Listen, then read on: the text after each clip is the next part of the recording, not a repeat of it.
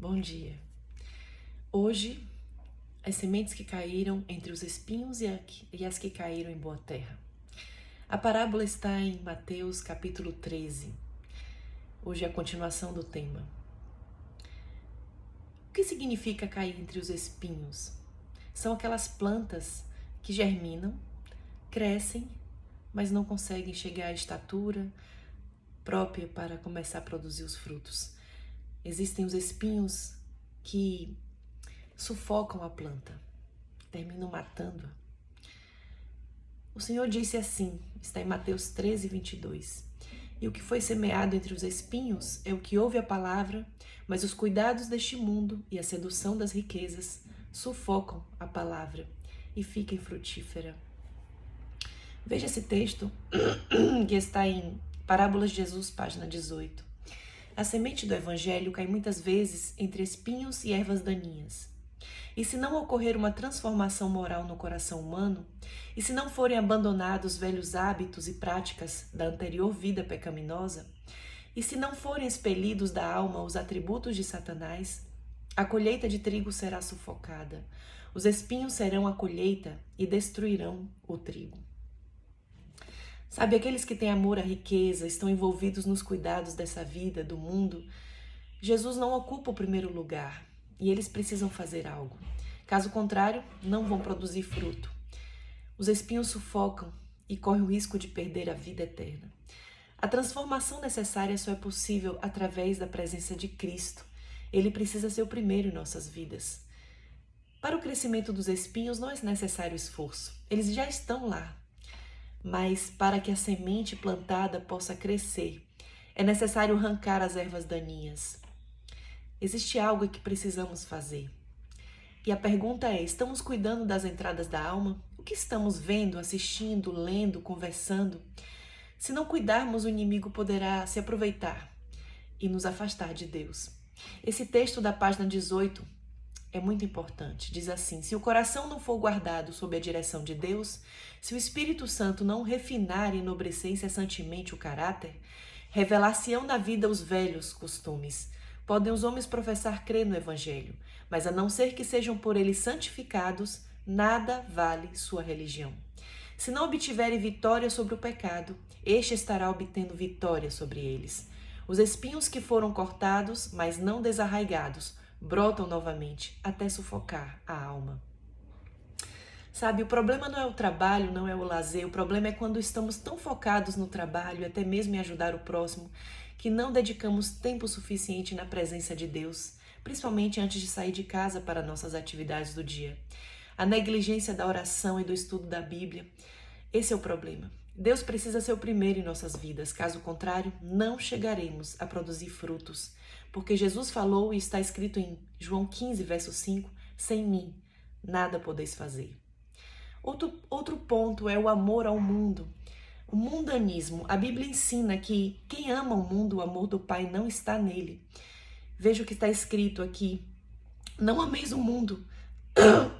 Desculpa. Nem o mundo, nem o que há nele. Se alguém ama o mundo, o amor do Pai não está nele. Porque tudo que há no mundo, a concupiscência da carne, a concupiscência dos olhos e a soberba da vida, não é do Pai, mas do mundo. Isso está em 1 João 2, 15 a 16. Somente a segurança se estivermos conectados com Cristo, que a cada dia nos ensinará a viver de forma sábia. Veja esse texto também na página 19 do livro Parábolas de Jesus. E deleites da vida. Há perigo em diversão que é buscada meramente para a satisfação própria. Todos os hábitos de condescendência que debilitam as forças físicas, que anuviam a mente ou que entorpecem as percepções espirituais, são concupiscências carnais que combatem contra a alma, como está escrito em 1 Pedro 2,11. Esse texto está na Parábola de Jesus, página 19. Então, o que acontece com aqueles que não se dedicam tempo suficiente na presença do Senhor e não recebem o batismo diário do Espírito Santo? Veja esse texto que está na página 19. Caminham separados de Cristo. Sua vida não está impregnada de sua graça e as características do eu são reveladas. Seu serviço é manchado pelo desejo de supremacia, por traços grosseiros e intratáveis do coração insubmisso. Eis um dos principais segredos do fracasso no trabalho cristão. E essa é a razão por que o sucesso é tantas vezes insatisfatório. Veja também esse texto da página 23. Logo no início da vida cristã, deve ensinar-se aos crentes seus princípios fundamentais. Deves ensinar que não serão salvos somente pelo sacrifício de Cristo, mas que também devem tornar a vida de Cristo a sua vida e o caráter de Cristo o seu caráter. Ensine a todos que precisam levar fardos e renunciar às inclinações naturais. Aprendam a bem-aventurança de trabalhar para Cristo, seguindo em renúncia, suportar como bons soldados as dificuldades. Aprendam a confiar em seu amor e lançar sobre ele os cuidados. Experimentem a alegria de ganhar almas para ele. Em sua paixão e interesse pelos perdidos, perderão de vista o eu. Os prazeres do mundo perderão poder de atração e seus encargos deixarão de desanimar. Sabe, agora sobre o solo bom. O solo bom é aquele que ouve e compreende a palavra e dá fruto. E diz em em Mateus 13, 23, produz 100, outro 60 e outro 30, como está escrito. Em Lucas 8,15 diz que aqui caiu em boa terra, esses são os que, ouvindo a palavra, a conservam num coração honesto e bom e dão fruto com perseverança. Mas o que significa um coração honesto e bom? Jesus falou que bom não há nenhum, somente Deus, mas a expressão que ele quis dizer é aqueles que se rendem à convicção do Espírito Santo, que deposita fé na palavra de Deus e procuram seguir tudo o que ela ensina, que medita na Bíblia, porque pelo contemplar somos transformados. E diz que dão fruto, né? Está escrito aqui na página 24 esse texto muito importante. Os que, tendo ouvido a palavra, aguardam, produzirão fruto pela obediência. Recebida na alma, a palavra de Deus se manifestará em boas obras. O resultado será visto na vida e caráter, semelhantes ao de Cristo. Jesus dizia de si mesmo, deleito-me em fazer a tua vontade, ó Deus meu. Sim, a tua lei está dentro do meu coração. Salmo 40, verso 8. Porque não busco a minha vontade, mas a vontade do Pai que me enviou. João 5, verso 30. E a Bíblia diz também, aquele que diz que está nele também deve andar como ele andou. 1 João 2, verso 6. Jesus viveu fazendo a vontade do Pai, não a dele próprio.